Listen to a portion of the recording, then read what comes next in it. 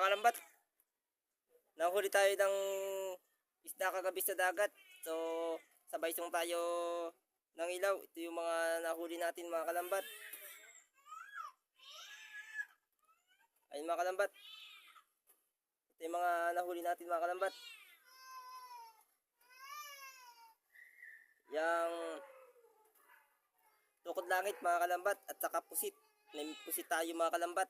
Ito yung mga nahuli natin na isda kagabi mga kalambat. At siyempre kalantigas. Mga kalantigas na nahuli natin doon sa dagat mga kalambat. Meron din tayo mga patuna. Mga nahuli mga kalambat. Lulutuin na kasi natin mga kalambat. Kaya dito natin nilagay mga kalambat. So ayun mga kalambat. Sana nag-enjoy kayo dito sa atin mga kalambat. Ito yung mga nahuli natin mga kalambat. So sana nag-enjoy kayo dito sa amin mga kalambat. Hanggang dito na lang tayo. Maraming pong salamat mga kalambat.